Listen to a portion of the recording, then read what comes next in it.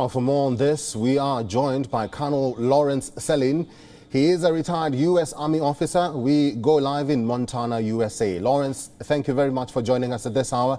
When it comes to the global war on terror, 20 years on, what is the greatest lesson that the U.S. and indeed the world has learned from the events of 9/11? Well, I think we need to look at both the past and the future. Today is a solemn day for Americans, remembering those who were killed in the 9/11 attack by Al-Qaeda. We will not forget that the Taliban, who are now again in control in Afghanistan, gave safe haven to Al-Qaeda and are giving safe haven to Al-Qaeda again today. We will not forget that Pakistan supported the Taliban, who killed and wounded American troops and thousands of Afghan civilians. It was not an insurgency. It was a proxy war waged by Pakistan against Afghanistan and the United States. So today we're at another inflection point in history.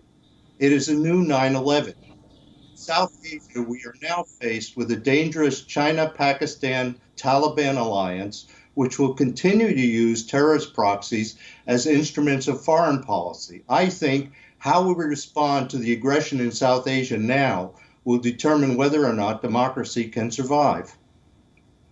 Lawrence, some argue that a peace deal with Taliban might have been more achievable in the years immediately after 9/11 if the Taliban's alliance with Al-Qaeda was no longer an issue. But now the Taliban have taken over Afghanistan, leaving many questioning America's mission in Afghanistan. Do you think much was achieved or lost? I think much was lost, certainly in the reputation of the United States in the world. This was particularly accented by what the Biden regime did in the closing days of August, the evacuation, which was terribly handled and a disaster, and left American citizens stranded in Afghanistan to be used as hostages for the Taliban. So I think what we need to do now is really to look to the future and see how we can rejuvenate the situation or recover from the situation by addressing what is happening now, in particular, this new China-Pakistan-Taliban alliance in South Asia.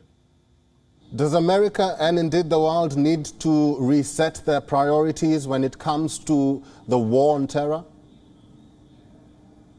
Yes, indeed.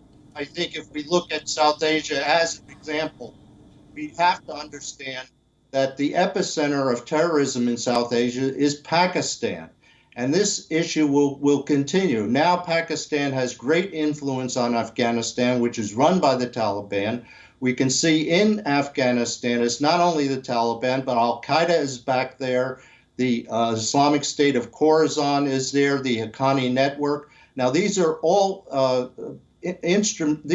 elements, terrorist elements, which were either created or supported by Pakistan.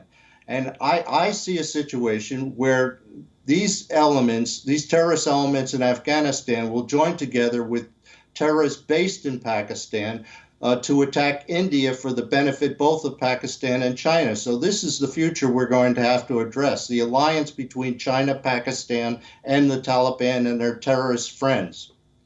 Lawrence, thank you very much for your time and for talking to WION.